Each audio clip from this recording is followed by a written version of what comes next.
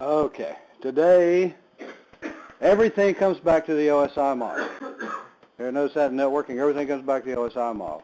Today we're going to talk about the physical layer standards. And the physical layer, what's going to be the physical layer in this stuff? This wireless stuff. What's the physical layer? The transceiver, the radio signals. And it's going to be a little bit different. Why is wireless so much slower than Ethernet?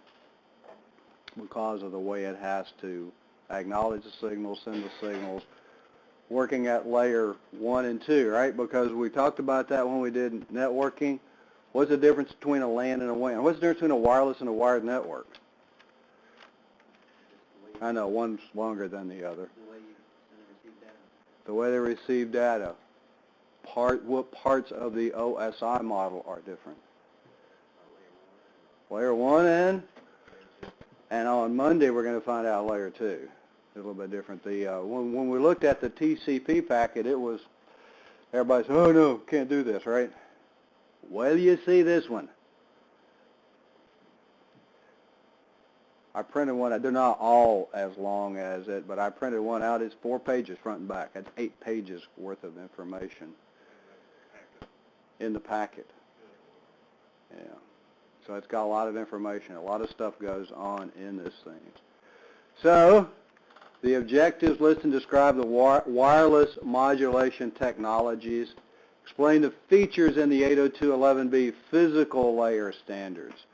Physical layer, the physical layer where we had all of the definitions. And remember, when we talk about layer 1, are we really talking about the wire?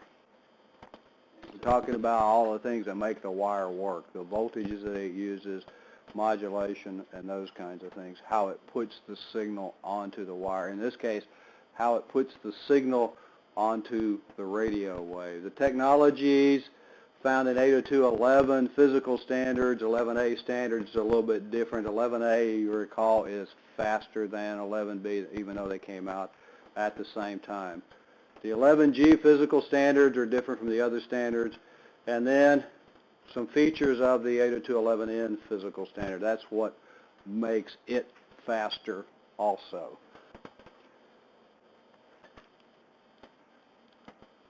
OSI model, we've talked about that, created in 1978, was revised in 1983. What's so important about the OSI model? Without it, different computers couldn't communicate with that. Computers couldn't communicate. What does the OSI model describe?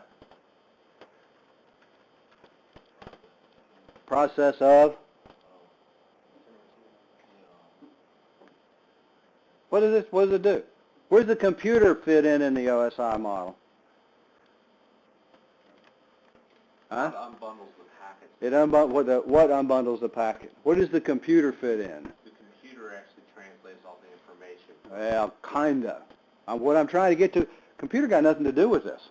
No, This is a communications method. The computer is a receptacle for the NIC, right? Yeah. The computer communicates with the, and back to the, what was it, the 7-layer, the 7-step, the communication process, the DCEs and the DTEs. The computer talks to the devices that allow communications to take place. And that's what that's all about. The quick and dirty, right? Everybody remembers all of this, right? So when we are going to do these things, it's okay. We're not going to go into any depth. What's different in the wireless, different from the wired, is the 2 down here. The means to transfer the data between the network entities and detect and correct errors. Is there a different network protocol, network address for the wireless than there is for the wired? When you guys got on the wireless, you got the same IP address, right? 10.60.211.something when you connected to the access point that we're using. So the differences are down here at the basic structure at the beginning point. Everything on up works exactly the same way. And that's the advantage of a modular construction, because we can change one thing. We can change from a bounded to an unbounded media, and we don't have to change anything else. where we have put different drivers on and those sorts of things. When we go from IPv4 to IPv6, what's going to change? Network layer, right? So that's the advantage of doing it that way. It also allows multiple manufacturers to get in there. Two primary wireless techniques are narrowband and spread spectrum. Narrowband, what uses narrowband? What uses narrowband?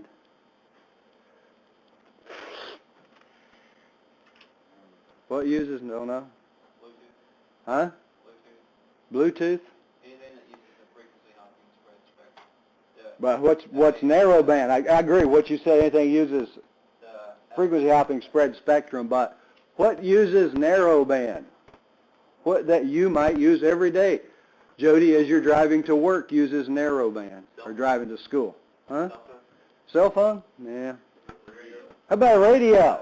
When you want to get to a particular station, what do you do? If you want to get to FM 101, what do? You dial in 101. How many frequencies does it use? One. It actually uses that as the center tuning frequency. Spread spectrum. Trevor said anything that uses Bluetooth uses spread spectrum, right? And it uses frequency hopping, I think, which is the older methodology for using it. The original 802.11 standard used frequency hopping, which means that in its bandwidth, it's 20 megahertz bandwidth. And what's the bandwidth in this one? And this is one of those where we use terms that can mean two different things. Bandwidth, data bandwidth is, we kind of consider how fast it's going, right? It could also be the direct sequence. Huh? Direct sequence, we're going to get to that, yes. Direct sequence, which is the layer-ons. But bandwidth, in this sense, is the difference between the high and the low. And in the spread spectrum, what we do is allow it, based on a schedule, it'll jump around from frequency to frequency to do those things. So narrowband uses primarily by radio stations to tune those things. Narrowband is something like this figure here. It has a specific frequency that the information is sent on. By nature, radio signals transmit on a single frequency by nature, and a narrow portion of those frequencies. Back to the radio station, yeah, it has a band, but you tune to the center frequency of that band. Require more power for the signal to be transmitted, and the signal must exceed the noise level. Does that ever happen to you when you're driving up? That the noise level exceeds the signal, and you don't get anything from the radio station because you can't find the signal within it. So the total amount of outside interference, different interferences, we'll get into those things. Vulnerable interference from another radio signal at or near the same frequency, and that's one of the regulations, one of the reasons to regulate is so that broadcast stations, radio, television, whatever you're doing in the same vicinity aren't on the same frequency that interfere with each other.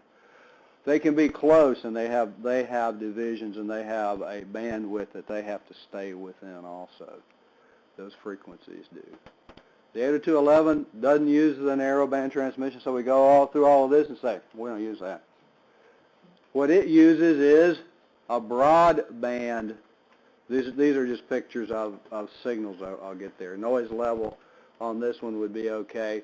Power amplitude, this one's in the book. This other one, this color picture here is from someplace else. But we have a noise level here, and then we have a signal above that noise level that you'd be able to hear the music or hear the disc jockey or the news or whatever you're listening to with these things.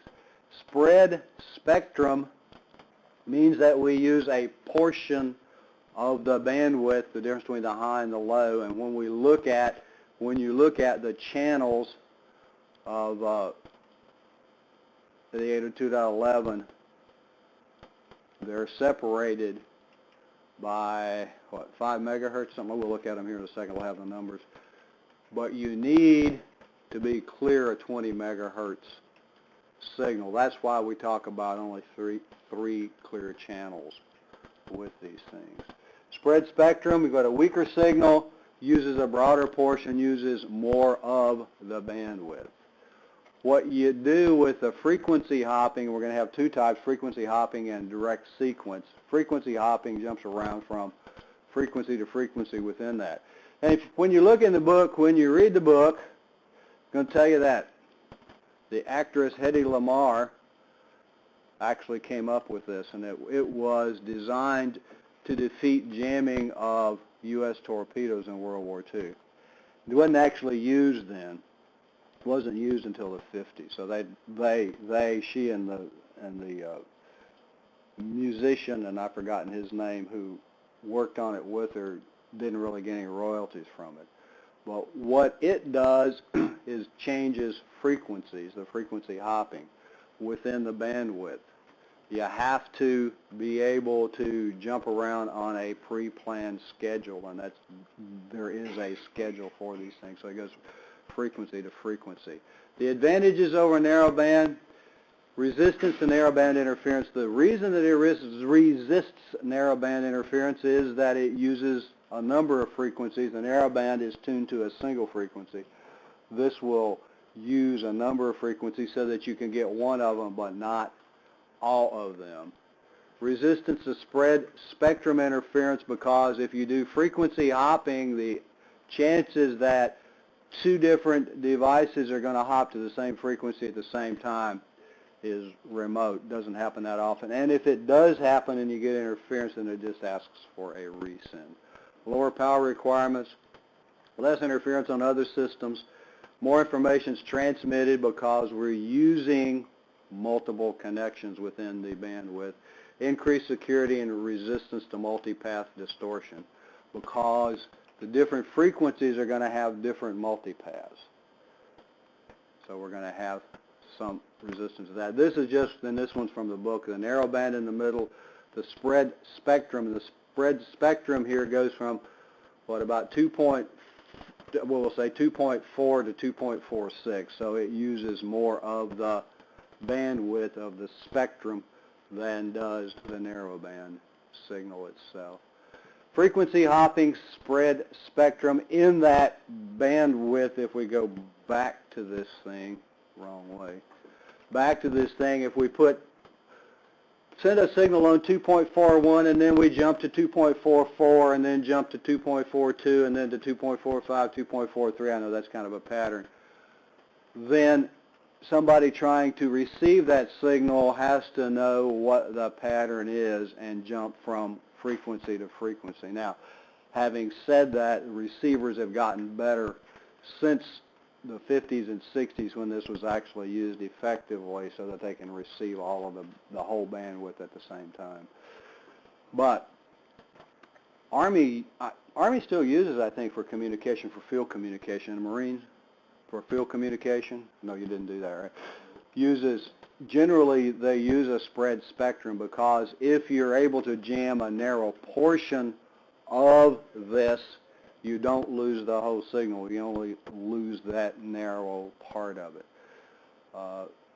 Frequency hopping, again, part of the original 802.11 standard, wasn't really all that fast.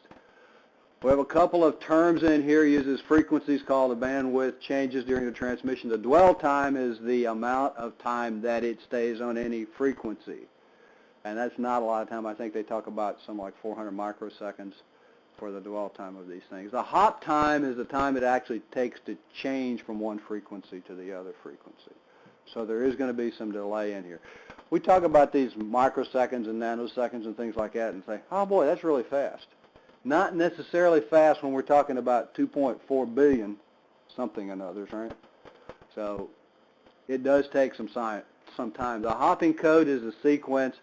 Both the transmitter and the receiver have to have the same code. They have to be hopping to the same frequencies, otherwise you're going to miss the transmission. Kind of like watching a TV show. You got to tune in at that time when that show's on in order to see it. For this, the receiver's got to tune to the frequency at the time that the transmitter sends that particular signal. not widely used in today's WLAN systems because it does take time. It is relatively slow. One of the advantages, and this just shows if we had multiple users, user 1 hops from one frequency to the other frequency to the next frequency. We can have multiple users in the same bandwidth as long as they're using different parts of the spectrum at different times. So user 1 hops this way, user 2 this way, and they don't interfere with each other. If we had an interference, then the signal would be distorted, noise, whatever else, and you wouldn't receive what you wanted. This is the picture in the book. This shows a hop to first, second, third, fourth, fifth, the pattern that you might use. This shows a pattern of the frequencies. The 2.44 to 2.45 jumps around different frequencies. A different user could use the other part of the spectrum as long as they had a different sequence, a different hopping code. This one represents the error correction. We had the first hop, the second hop, two of them were on the same frequency, so it gets resent. Remember, in wireless, every data packet has to be acknowledged. So we can get a resend if we have interference here. Spread spectrum technology, different from frequency hopping, and what this represents is the different parts of the bandwidth that can be used, and we use different individual frequencies within the bandwidth to send a little bit of the information. This looks a little bit better, doesn't it? Because if we have 1, 2, 3, 4, 5, 6, 7, 8, 9, 10, 11, 12, 13, 14, 15, 16 frequencies that we can use, how many different connections can we have? 16. That's one of the things that allowed us to get from 1 to 2 megabits per second to 11 megabits per second. And when we get to 802.11 uses a different type of modulation so that we can do even better. So this one uses spread spectrum, uses different parts of the entire bandwidth, but on individual discrete frequencies to do those things. Expanded the redundant code. Chipping code, this is something that's really kind of, they go into a lot of depth about something that I don't think you're going to be asked about, but it's kind of nice to know that what the chipping code does is instead of sending individual ones and zeros, it sends a code so that if you have a problem en route, it can be reconstructed. It's kind of like a RAID where we had the ability, if we lost one disk, to recreate this thing, but it can figure out based on what's sent, even if a lot of the signals destroyed, what the original information was.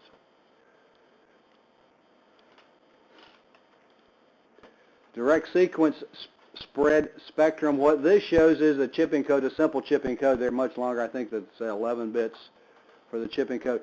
So for a 1, the code would be 1001. For a 0, the code would be 0110. Just uses more bits to represent the digital information, the binary 1 or 0. And then the DSS signal, it uses an XOR in order to create the signal that's actually sent to the system. This just represents the narrowband, the spread spectrum signal that you might see if you were watching one of these things in the narrowband signal. The difference between how much of the bandwidth you use between the two. And it would be much easier to jam a single frequency than it is a multiple frequencies. Orthogonal frequency division multiplexing, OFDM, is what's used now in a lot of the 11, as the 11A used it originally. That's what allowed it to. Back to 11B was 11 megabits per second, 11A was 54 megabits per second.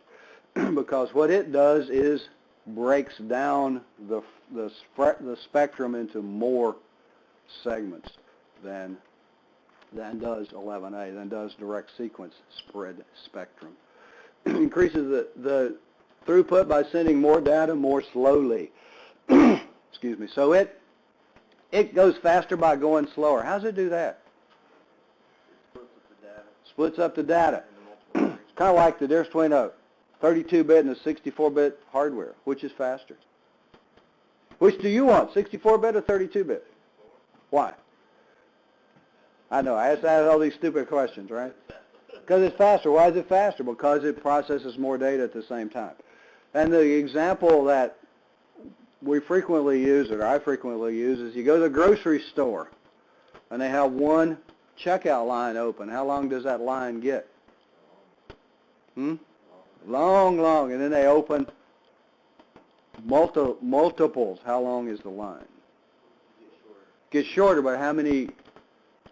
You get out faster, right? That's how many people get processed. More get processed because we have more, and that's what OFDM does. Avoids problems caused by multipath distortion. The receiving signal must wait until the reflection to receive before the transmitting puts a signal limit on the overall speed of the WLAN. And the reason is because if it's going slower, more data, the slower speed, we're still going to get more of it than if we try to go faster and use a single one. Inter-symbol interference, and here's a new term, I think, when we talk about symbol. A symbol is an RF signal that's received. So inter-symbol interference, signal interference is a result of multipath transmissions. Would that happen? We looked at that in the frequencies, in the phase shift. What these things do, and we're going to look at the packet here in a second, what this does is takes the bandwidth and breaks it into subcarriers. It's got, I think, 52 subcarriers, 48 of them are used for data. The other 4 are used for kind of like checksums, that if you have a problem, then it should be able to correct the problem, so that we're going faster by having more connections, a lot more connections. When you look at the symbol and they talk about inter-symbol interference, the earliest symbol, when we have multipath, are we going to have multipath? Most probably. The earliest symbol here, 4 microsecond symbol, comes in, and then the latest symbol, the second path, the delayed path, comes in here. We have this blank space in the middle called the guard interval. And what the guard interval is designed to do is to prevent the inter-symbol interference. This one shows that this one is delayed so much that it gets beyond the guard interval and the first symbol interferes with the second symbol. So what OFDM does is helps prevent that because it's going slower. Frequency hopping at DSS, same picture here. The symbol, if it comes across the guard interval, and the guard interval is a specified period of time, that this thing waits before it processes the next symbol. Narrowband, or more power, vulnerable, frequency hopping, less prone to interference from outside signals, but frequency hopping is going to be relatively slow, just because we can have one thing at a time. Direct sequence is going to be a little bit faster.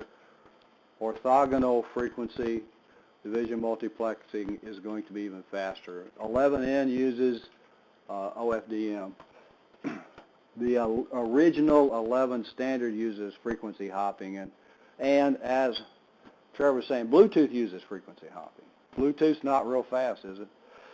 Not renowned for its speed, but hopefully for its reliability. Potential for a higher number of co-location units than DSS. Why does the frequency hopping, we looked at that one, the user 1 and the user 2, if we have multiple users that are on a different hopping sequence, can we use the bandwidth differently? If you were sharing an office with somebody, would that work out?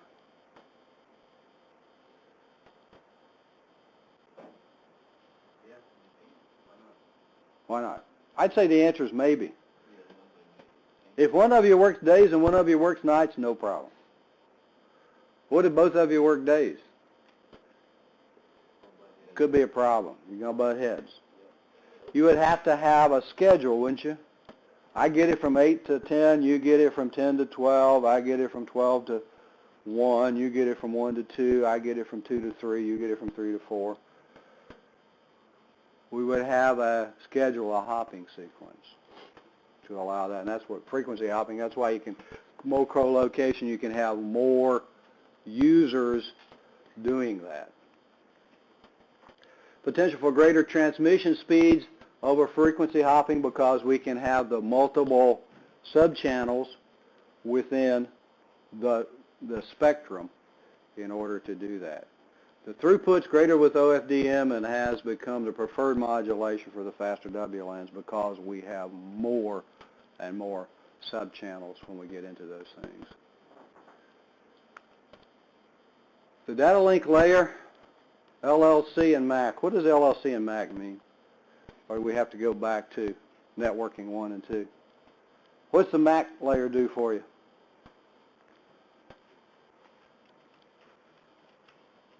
What does it do? Gives you a hardware and an address. Gives you a hardware and address. What does it allow you to do? I agree with it. That gives you a hardware. You have a hardware. It doesn't really give you a hardware address. That's burned in, right? Yeah. Burned in address. What does it do? It gives you a way to communicate. To communicate, it gives you a way to get access to the media, doesn't it? Media access control. What does it allow you to do? Get on the wire. Get on the wire. Or get on the radio wave. The problem with wireless, and we'll do layer 2 next time, but the problem with wireless is they may not all be able to see each other. Logical link control sublayer. What did that do? It allowed the system to be a little smarter in getting the information to layer 3. What are we actually using at layer 3? Typically, we're only going to be using IPv4, but it allows the stuff to kind of have a direct channel up through the system. So when we look at these things, LLC, the media access control, the data link layer, and then we have the physical layer. The physical layer has sublayers, and this one too. The physical medium dependent PMD sublayer makes up standards for characteristics of wireless medium such as direct DSS, FHSS. So what this does is allow it to get onto the medium. The convergence procedure, the PLCP, reformats the layer from the information from the MAC layer into a frame that the PDM sum layer can transmit. The packet's different than it is with Ethernet. Has to be, doesn't it? We have to be able to send and receive the information from one to the other. And it listens to determine when the data can be sent. There are some other things that we'll talk about. There are countdown timers when these things start. When something starts broadcasting, starts having a conversation, it's going to tell everybody else about it. They'll start a countdown timer and won't even attempt to get on the media until the countdown timer gets to 0. So we have 2 parts, just like we had 2 parts in the data link layer, we have 2 parts of the physical layer. We're still going to have the 2 parts of the data link layer. So the PLCP and the PMD. The PLCP formats it so that it can be sent by the physical medium dependent. So the MAC frame, again, converts it into PMD frame, and the PMD prepares it for transmission and does the transmission. That's what the physical layer does, isn't it? What does the physical layer of Ethernet do? It takes our frame and turns it into bits, the 1s and 0s, to be able to be transmitted. This takes our MAC frame, converts it, and sends it. The physical layer, convergence layer, and different things operate at different speeds. And how do we get backward compatibility? That's what these things are. The first part here, 1 megabit per second, that's not very fast, is it? So we have the synchronization, the starter frame delimiter, the signal data rate, what data rate we're going to send the signal at, the service length, and the header error check are all 1 megabit per second. The data is then sent it to 1, 2, 5.5, or 11. So when we do this, we know that we're in an 11B environment because we can go to 11 megabits per second. And we don't have anything that goes higher. One of the issues that you would have with an 11G system and an 11B system is if you are strictly 11G, this information over here can happen faster. If an 11B system gets onto the wireless network, it all reverts to the 1 megabit per second to the slower speeds, to the B standard. So if you have your access point set up in a compatibility mode and you don't have any B workstations, go ahead and set it for G only. It's going to make it a little bit faster. So the PLCP frame made up of 3 parts: the preamble, the header, and the data. The preamble, synchronization, starter frame delimiter, the header, the signal data rate, the service, the length, the header checksum, and then the data itself. The data itself is the part that's sent at the 1154, whatever speed that we're going to use in these things. The physical medium dependent standards, the PMD, translate the 1s and 0s into a radio signal. We have to do something. An Ethernet NIC's a transceiver also, right? It just, instead of using radio frequency, it uses the frequency that it's been assigned in the bounded media. Similar process, similar function, different processes as we go through these things. 802.11b uses the ISM band. 14 frequencies can be used, but in the U.S. that's not true. How many do we have? 12? What are the clear channels? What are the clear channels? We'll get to those in a minute. Modulations, differential binary phase, differential quadrature phase. They're going to have some really weird pictures for these things. What this does is just allows the developers to put more information on the channel at a single time. The Barker code, 11-bit Barker code, 11 chips and 11 chips. We have a 1 and a 0. This is the size of signal that it would take to send a 1, 0 through this thing. Why do we do that? So that if it gets damaged en route, it can be recovered. And that's the real reason that they do those things. The type of DSS coding to be used uses the expanded redundant code, called the Barker code, to transmit each data bit. Barker code is used when transmitting at 1 or 2 megabits per second. So this is not one that's going to be necessarily used at the higher speed. We're going to use some of those other ones that are going to look, and they've got pictures of them in the book that are going to look even more different with these things. So at 1 and 2, the Barker code at 5.5 and 11 uses CCK, complementary code keying, just a different way to put the signal onto the radio waves so that if it gets damaged en route, the signal gets interference, it can be recovered. And I think that one of the documents I read, the Barker code, the 11-bit Barker code, so you can actually damage 9 of them and it can still determine what the original was. 11A is different from 11B. Use a higher frequency, has more channels, more efficient error correction scheme. It's going to use a different method to put this information on. Called the uniband for short-range, high-speed wireless digital transmissions. Higher frequency, 5 gigahertz instead of 2.4. Higher frequency, shorter range, more absorption. Total bandwidth about 4 times the B, although it's not used as much, is it? Does anybody have an 802.11a access point? You guys that have N probably have an 11A capability. Does yours have an A capability? Many of, I won't say all of them, many of them do because the N standard uses both, the 2.4 and the 5 gigahertz. So you may have the ability to do it. Of course, it wouldn't do you any good unless you had 5A cards. Well, you were talking about that the other night. Look at that to see, because one of the advantages of using the 5 gigahertz is microwaves don't work there.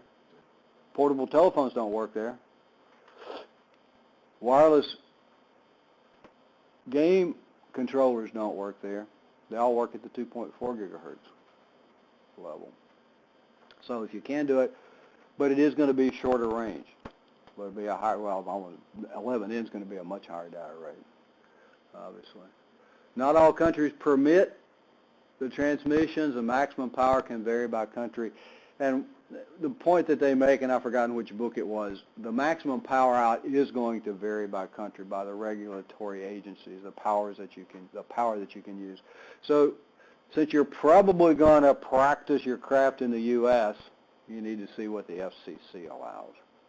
And that's something, and it is different, and there's a chart in the book, and I don't know if I've got it in the slides or not, by band, and when you get into the A, they have like 4 bands, and there's different power allowances for the different bands. Some of them are designed for outside use, some of them for inside use, some of them can be inside or outside. And there it is. So the low band, 5.125 to 5.25, maximum output is 50 milliwatts, and on down until we get to the high band can be 1,000 milliwatts. That's pretty good power out for something this small, isn't it? I mean, you're not trying to be a commercial radio station, but dBm was based on, the M was 1 milliwatt. 1,000 milliwatts is how many watts? 1 watt, right? Just got to practice those things. Error correction has fewer errors than 11B. The transmissions are sent over parallel subchannels, just like we talked about with OFDM. The reason it's sent over parallel subchannels, guess which modulation technique it uses? No guesses? It started out with OFDM. That's why we have the subchannel. Interference tends to affect only one subchannel, and is that kind of true in radio stations? If you get interference on one channel, are you necessarily going to have interference on the next channel? You might, but are you necessarily? If it's broadband interference, you would, but if it's not. Forward error correction that's kind of neat, isn't it? Forward error correction means it corrects the errors before it happens. Is that true? Kinda. You have 52 channels. 48 of them are used for data, so that leaves 4 channels for error correction to put information on, so that if the information gets damaged in a route, it can be corrected without asking for it to be resent. Would that speed things up if you didn't have to keep resending data? Yeah. Hopefully it's going to do that. So reduces the need for retransmissions. And this one's a little bit faster, isn't it? Our speed enhancements. What about what we had in the PLCP frame in the preamble and the header information before was 1 megabit per second, right? We're now doing this 6 times faster, 6 megabits per second. Is that a big deal? It can really speed things. It can speed things up. And then the data. Well, actually, we start the higher speeds at a different portion of the packet itself. But the data, 6, 9, 12, 18, 24, 36, 48, and 54. Why do they have those numbers there? I guess you could either go with either one of those speeds. Well, those are, that's true. Those are the mandatory data rates. You can have other ones. Different manufacturers may put other things in, because the 11B standard is 11G standard is, I'll get there in a second, what, 54 megabits per second? But some manufacturers say they get 108 megabits, right? That's not part of the standard. That's proprietary with that particular manufacturer. So if you got if you're connected to 108 megabits, you're probably getting about 54, right? Because until we get to N, because when we get to N, we can have a better acknowledgement methodology. N is much smarter and allows you to do a lot more things. N devices on laptops only connect at 72. At 72, and that's what mine does, yeah. That's because of the NIC itself. That's what mine gets. It connects. I think that's what it got was 72. I had it in on an in set the other day and said, "Oh, I'm connected to 72." Golly, must actually that was my little cheap Android device here was connected at 72. But that's because that's what this supports, not what the access points supports. And you have to be careful and carefully read, and that's part of what when we have you look at these different devices, you got to look at what they really will do. What do they actually do? So the modulation techniques depend upon the speed. The speeds higher than 54 may be achieved by using the 2X mode or the turbo mode of these things. Transmission speed 6, phase shift key. The 12, a quadrature phase shift key, 24 megabits per second. The 16 level quadrature, and the 54, the 64 level quadrature. And again, they got pictures. They're going to have the pictures here. They're going to have the pictures of these things. Quadrature means quadrants, which quadrant that it's in. The 0 bit and the 1 bit, the starting points here. The quadrature is 1 in each quadrant. The 16-bit, 1, 2, 3, 4, 5, 6, 7, 8, 4 in each quadrant, so we can have 16 different signals. And it's kind of like the difference between baud rate and bit rate. How do we get more bits out of the same baud? Same way we get here, right? If this is do we have all 4 bits taken care of? 0, 0, 1, 0, 0, on and on and on and on and on and on and on and on and on and on and on and on. Until we get to, we have the 1, 1, 1, 1, the 1, 0, depends on where it is, which bit. So we got actually 4 bits that we can represent with any single change by using this.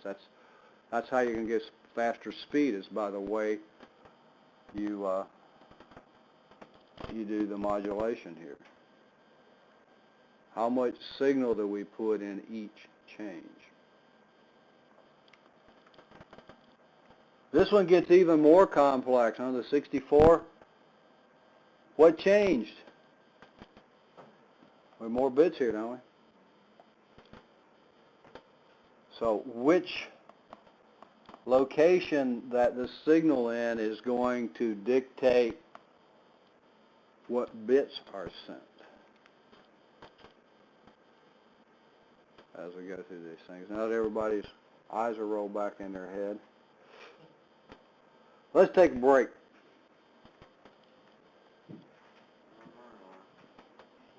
Okay, we're going to continue here with the frequencies, and we've talked about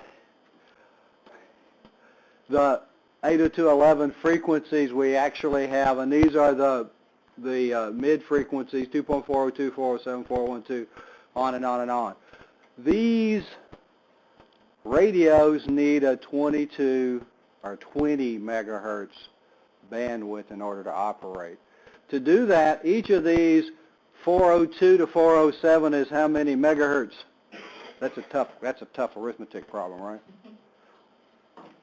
Is how many megahertz? 2.402 gigahertz to 2.407 gigahertz is how many megahertz? 407? Yeah. To 2.402. We're going to have to send you guys to see Ms. Finkel to do. 3100? Huh? 3100? 3100. What's 7 minus 2? 5. So it'd be 5 megahertz, wouldn't it? Why are you trying to make this hard?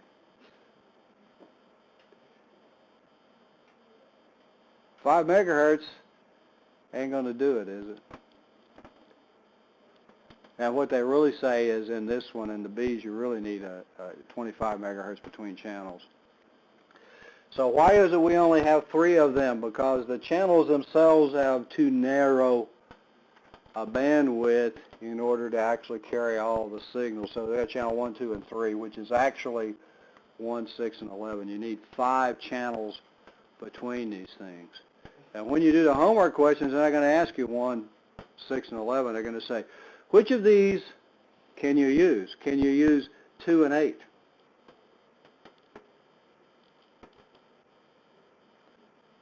Two plus 5 is? Huh? 7. Is 8 greater than 7? Then you could use 2 and 8, couldn't you? What about 2 and 5? No, it's not. Got to have a separation of 5 channels. You have to have a 5. The channels that we use, 1, 2, 3, 4, 5, 6, 7, 8, 9, 10, 11, you have to have a separation of 5 of those channels in order to do that. So hence 1, 6, and 11 are the ones that you can use in the 2.4 gigahertz range. The 5 gigahertz different. They set those up with the spacing that you need. You theoretically can use adjacent channels, although they recommend that you don't, because you don't have any buffer between them. The channel allocation for these, we have the 20 megahertz between them. What they really recommend is a 22 megahertz with a 1 megahertz buffer on each side of them. 20 megahertz, the sub-channels, the channels 36, 40, 44, on and on and on. Theoretically, you can use adjacent channels, and these are the 5 gigahertz in the 5 gigahertz range. There is a 20 megahertz wide separation, supports 52 carrier signals, and we talked about the carrier signals. That's what made the OFDM work more efficiently, made it go faster. We use 48 channels for data, 4 of them for redundant information. The 11G combines 11A and 11B techniques. It operates entirely in the 2.4 gigahertz ISM frequency spectrum. The A in the 5 gigahertz. The N's going to operate in both of them. Too many clicks, huh?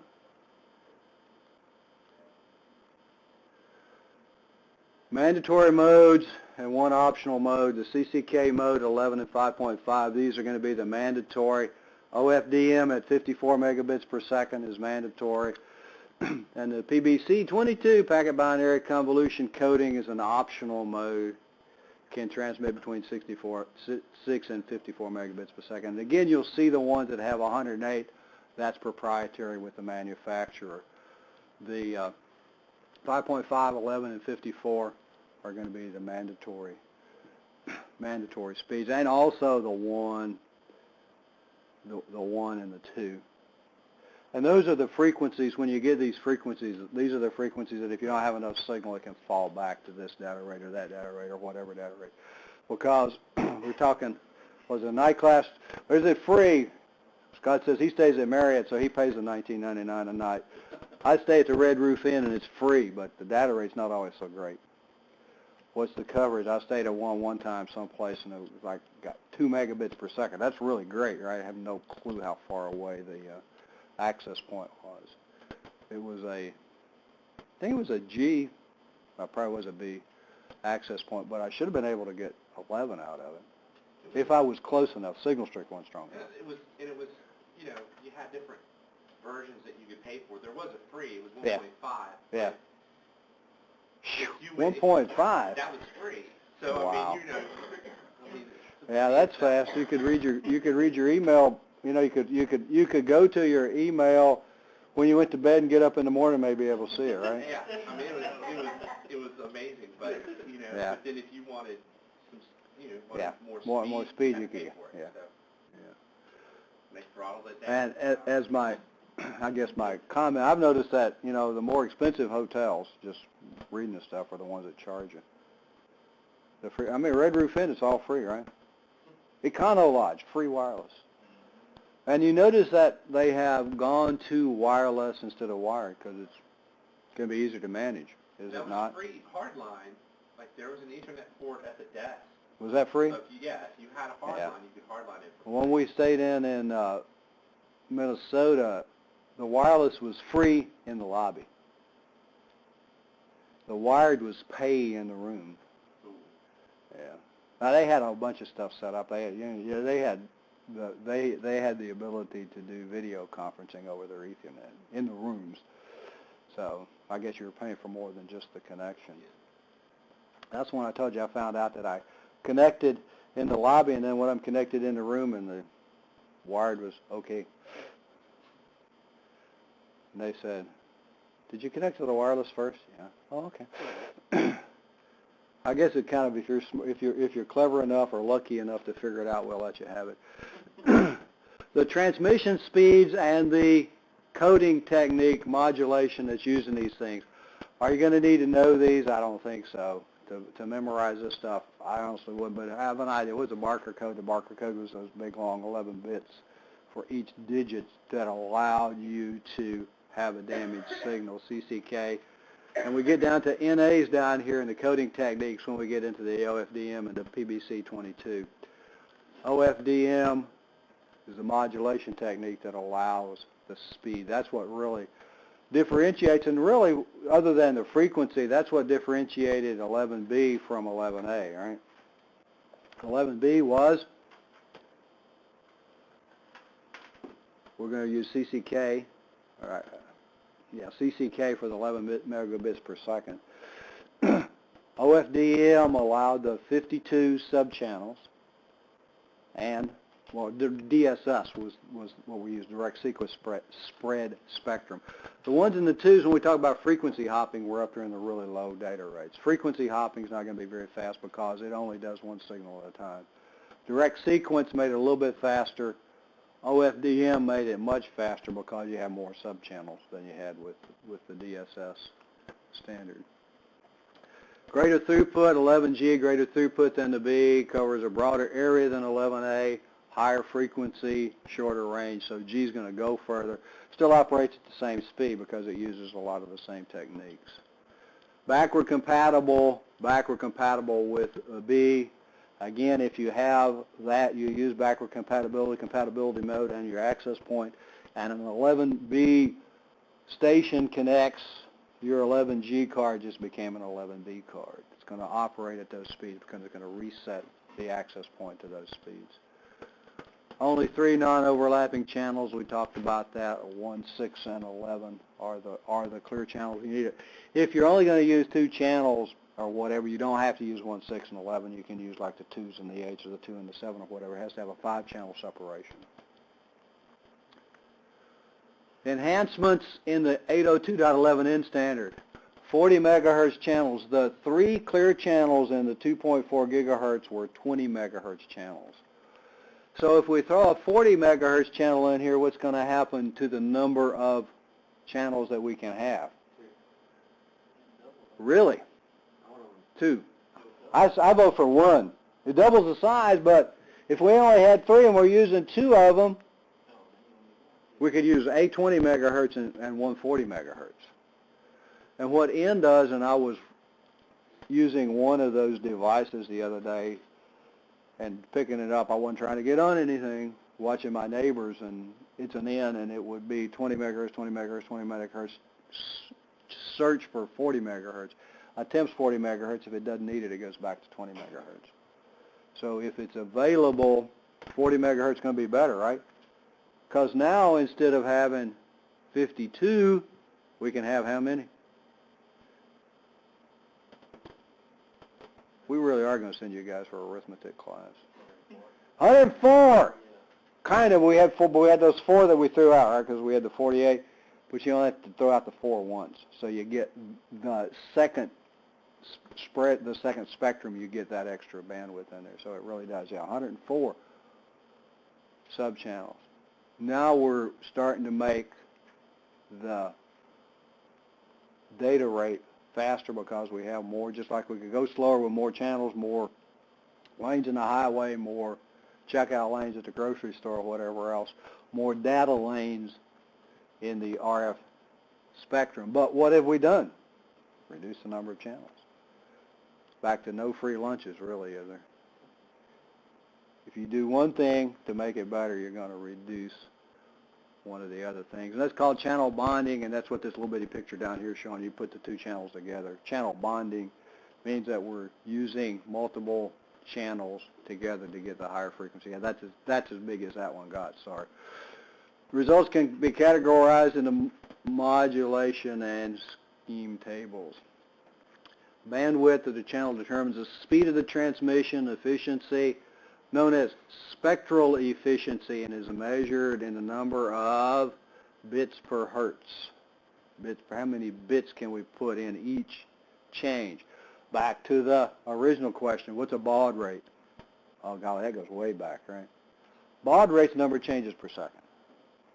And the baud rate for telephone is 2400 baud. But we had these 56.6, yeah, really fast, K modems. How did we do that? You send more than 1 bit per hertz, more than 1 bit per baud. Instead of having 1 volt represent a 1, you have it represent, maybe 1 volt represents a 0, 0, 2 volts a 0, 1, 3, a 1, 0, and then a 1, 1. So you send, based on the coding scheme that you use, you send the different combinations of bits. And that's what all that quadrature, all those numbers were. If we wanted to send a, with 6 bits, wanted to send a 1, 1, 1, 1, 1, whatever, you would send that particular scheme in the quadrature. Can use a 20 or a 40 megahertz. The 40 megahertz channels are actually 2 joining 20s. The 2 channels are known as the primary channel and the secondary channel. And they do, and I really did sit and watch that the other day just to see. So, oh, it's 20, 20, 20, and then wait a minute, it's trying to go to 40. They're on one end, fortunately. They're on 1 and I'm on 11, so no interference when they do those things. But if it doesn't find the 40 megahertz capability, then it reverts back to 20 megahertz so that it doesn't destroy other things. Increases the likelihood of interference with other wireless LANs. Obviously, it's going to do that because we now have, instead of 3 channels in the 2.4 gigahertz, we have like 1 channel, or maybe 140 megahertz and 120 megahertz. So if I'm at the top end and they're at the bottom end, they should be able to have their 40 megahertz, and I should be able to have my 20 megahertz channels, and we wouldn't interfere with each other. But if somebody's in the middle, it doesn't matter what you do, you're going to interfere, which then should revert to 20 megahertz instead of 40. 40 is obviously going to be better. Known as phase coexistence, AP, the access point alternates between the 20 and the 40 megahertz channel coexistence so that they don't knock each other off. This is just the subcarriers, 56 to 52 data carriers, 4 pilot carriers. And over here, when we put them together, we double the number of subcarriers, so we're going to double the speed in the 5 megahertz. 40 megahertz channel, we're obviously going to have more information. But if we had 240, and what this is showing is we had 240 megahertz, 1 at each end, they're going to interfere with each other in the middle. Variable guard interval. What was the guard interval? Do I have to go back to slide 3 and start over? When your sub-signal, or if it wasn't across that threshold. Went across, it's for multipath, right? Yeah. So that the signals don't interfere with each other. Variable guard interval delay built into the receiver for late arriving. The 11AB and N use 800 nanoseconds as the guard interval. What this will do is use a smaller guard interval if it can use a guard interval. Reduced to 400 nanoseconds. Again, to us, those are really short periods of time, right? Nano is what? Billionth? Is that right? Huh? It's quick. It's quick. But if we're talking about giga, nano is pretty significant to giga, isn't it? Yeah. So if you can cut that guard interval in half, and the guard interval is for every symbol, every RF signal that's received. If you can cut that in half, you really have increased your speed. Modulation and coding scheme in the wide number of options, 77 possible combinations, so we're obviously not going to go through them all. Modulation, the guard interval, channel width, spatial streams, convolution coding rate, the type of error correcting that it uses. So I said we're not going to go through those. 802.11n, and those of you who are using 11n access points, are they better? I know you're using one. Scott's using one to stream everything throughout his whole house, I think. Yeah, I went from a G to an N, and I could, Yeah. I mean, just immediate difference, I could tell. And I didn't know, no buffering or anything. Yeah. to the devices. And then I was able to increase from 2 devices up to 4. I mean, it really is. Streaming. Really is significantly better. Yeah. Because of the hardware, but I got the capability in case we need to plug in the USB dongle to back up data to the Yeah. server. Yeah. But I usually just use mine for backing up stuff. Right, your wireless, yeah. So the modulation techniques, frequency hopping, the original is going to be much slower, direct sequence, spread spectrum, and then OFDM, orthogonal frequency division multiplexing are the ones. OFDM, the better one. OFDM is the one that's used right now in the higher speed, because you have the subchannels, lots of subchannels to go in this thing. And the N actually has a few more subchannels than the A did. It uses the same frequency, it uses the 2.4 and the 5, but it's a different standard. Spread spectrum is a technique, wider bandwidth, smaller signals when we do those things. OFDM splits it into the multis, we've seen that. IEEE divided the OSI, the data link, the LLC, and the MAC. Talked about those. And then when we get into the physical layer with these, we got 2 different layers, the PMD and the PLCP sublayers for convergence of these things. The A networks, higher speed, 54, optional 108. The Gs, 54, and the proprietary 108. We have mandatory and optional frequencies in these things. When you look at the standards, what does yours support? It has to. That's what the mandatories are about. It has to support those data rates. 11N, lots of enhancements. We talked about some of them on Mondays.